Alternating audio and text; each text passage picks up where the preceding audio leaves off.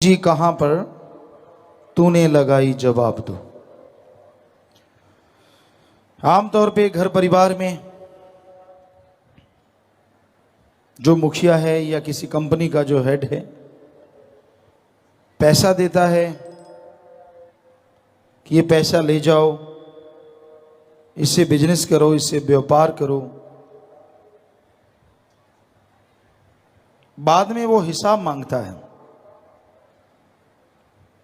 कितना खर्चा किया, कितनी आमदन हुई, क्या आपने हासिल किया, क्या खोया, क्या पाया।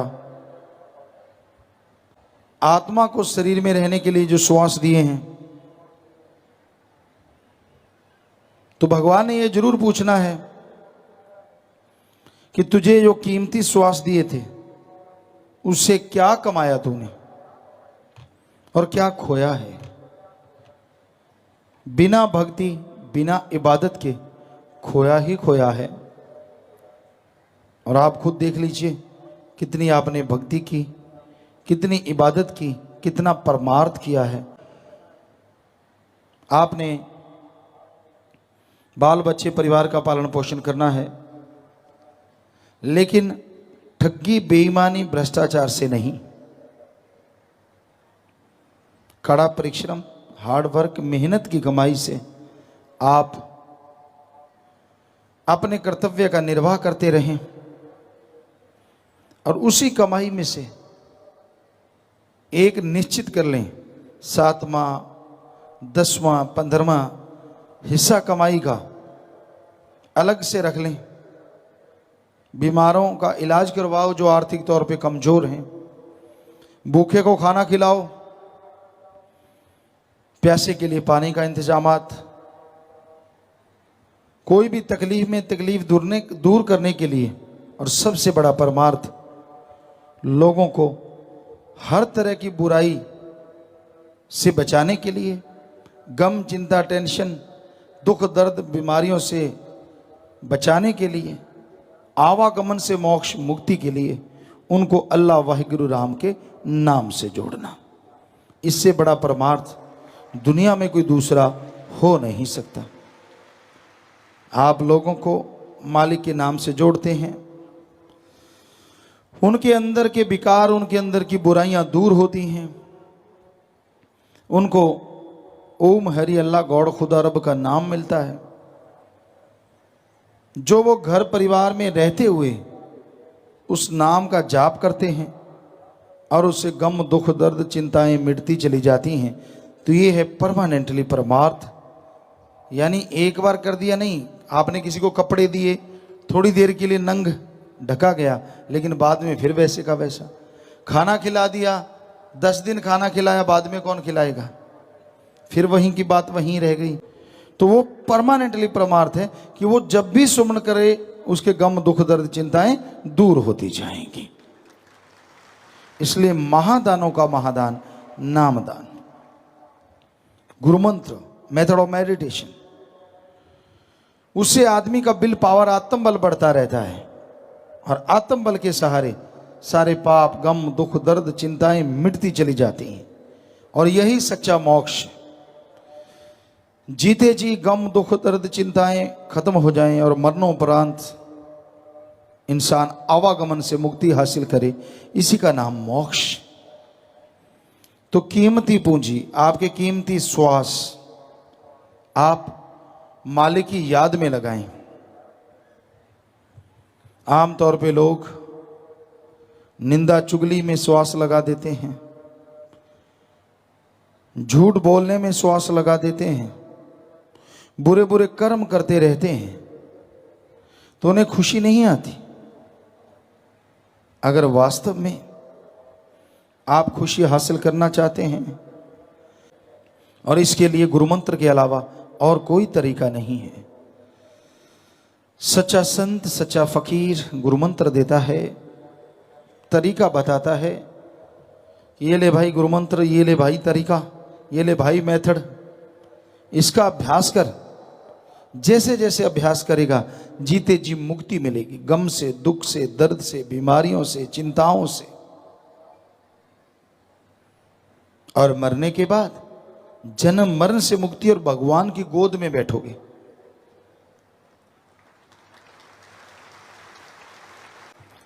संत कभी किसी से कोई पैसा नहीं लेते। संतों का मकसद किसी को बद्दुआ दे के दुखी करना नहीं होता। संतों का मकसद किसी को लड़ाना नहीं होता। संत क्या होते हैं और क्या करते हैं? संत जहां भी होते हैं और सबकी मांगत खैर।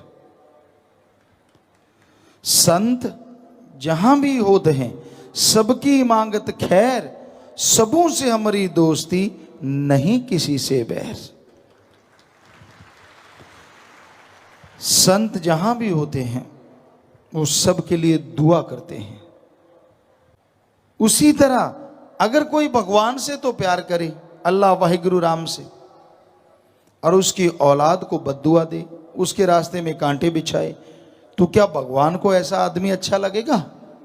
कभी नहीं। तो इसलिए संत जहां भी होते हैं वो सबकी खैर मांगते। क्यों?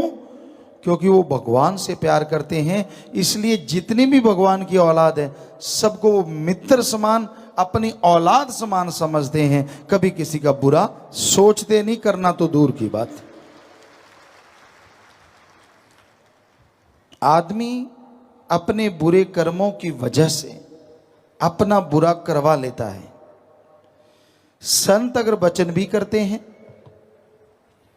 तो लोगों को बुराई से बचाने के लिए, बुरे कर्म करने के बाद उसका फल भोगने से बचाने के लिए वो गुरुमंत्र बताते हैं।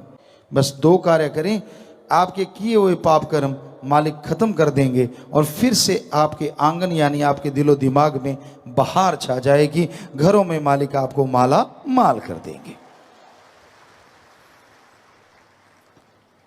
तो अब मर्जी इंसान की है, वो वचन मानता है कि नहीं मानता, अमल करता है कि नहीं करता। दोस्ती मित्रता अल्लाह वाहिगुरु राम से करो, जो पक्का साथी है।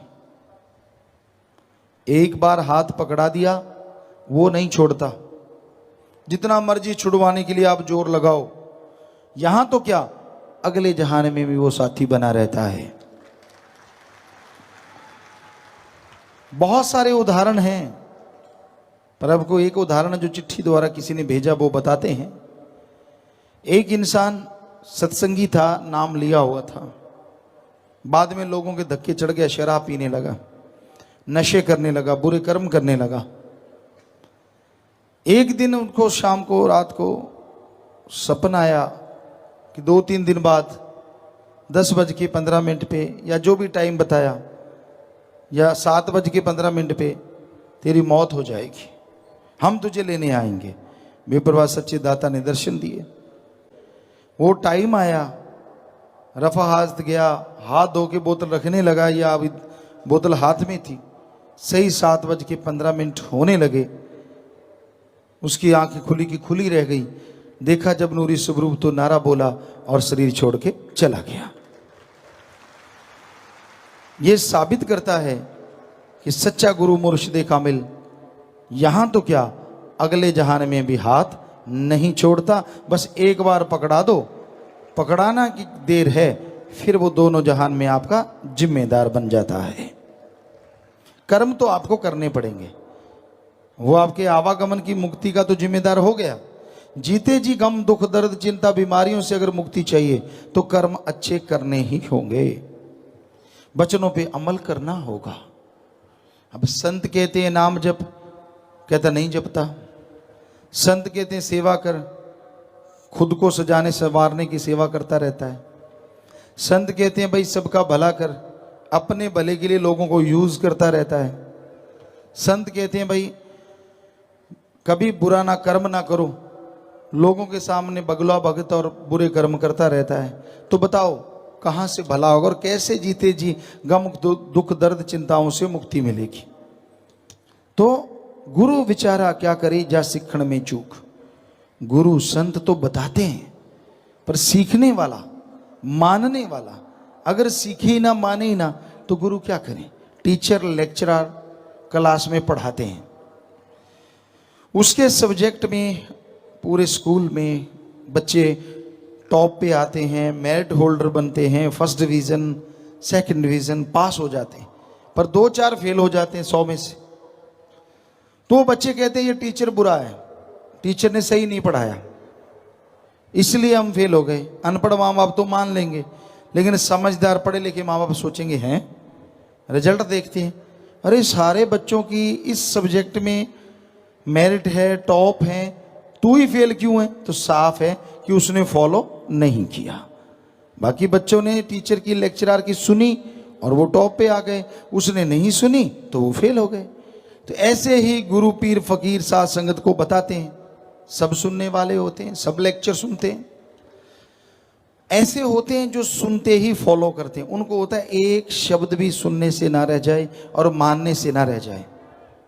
सुन के जो मान लेते हैं उनके हाथों हाथ पाप कर्म कटते रहते हैं, परमानंद की प्राप्ति होनी शुरू हो जाती है।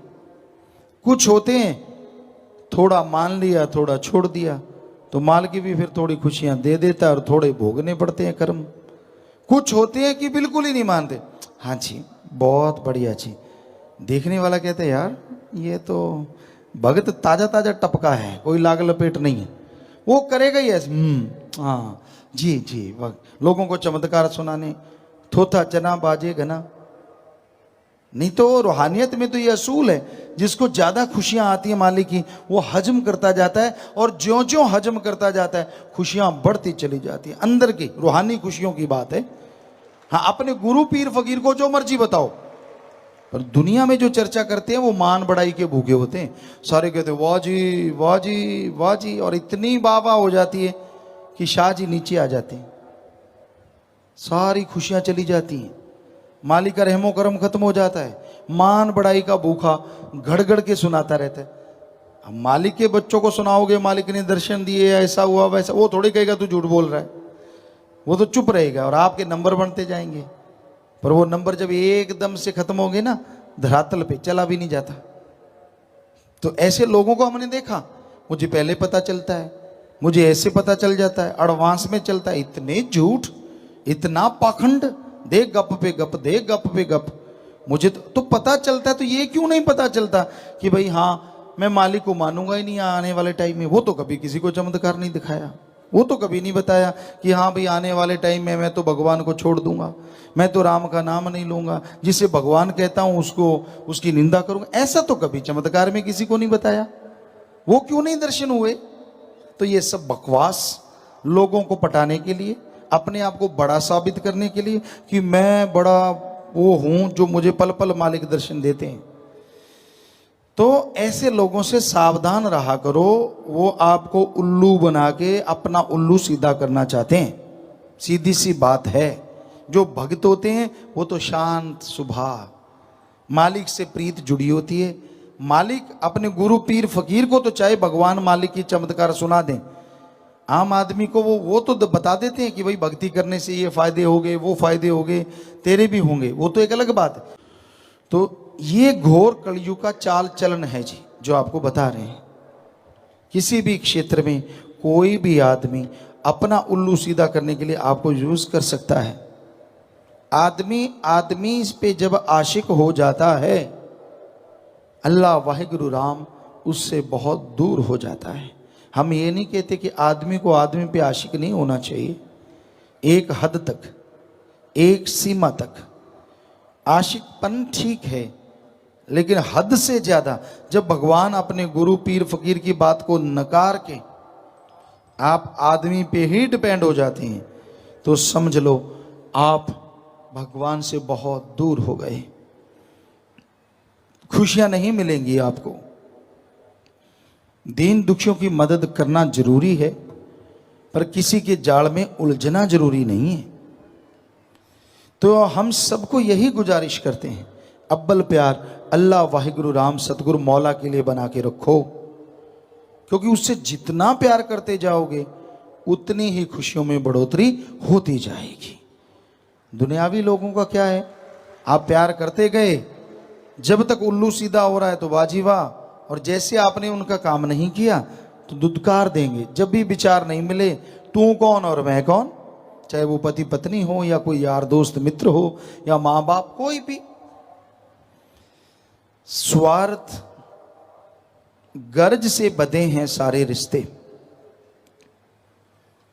जब तक स्वार्थ है सारे रिश्ते हैं, और जैसे स्वार्थ खत्म हो गया तू कौन और मैं कौन, कोई किसी की बात नहीं पूछता। हमारे यहाँ अच्छी सभ्यता है, अच्छी संस्कृति है, पूरे वर्ल्ड में, पूरी दुनिया में सबसे अव्वल। कैसे? ਧੰਨ ਧੰਨ ਸਤਿਗੁਰੂ ਤੇਰਾ ਹੀ ਆਸਰਾ। ਗੁਰੂ ਜੀ ਦੀ ਪਿਆਰੀ ਸੰਗਤ ਨੂੰ ਨਿਵੇਦਨ ਕੀਤਾ ਜਾਂਦਾ ਹੈ ਕਿ ਹਰ ਰੋਜ਼ ਸਤਸੰਗ ਸੁਣਨ ਦੇ ਲਈ ਸਾਡੇ ਚੈਨਲ ਡੇਰਾ ਸੱਚਾ ਸੌਦਾ ਨੂੰ ਸਬਸਕ੍ਰਾਈਬ ਕਰ ਲੈਣਾ ਜੀ।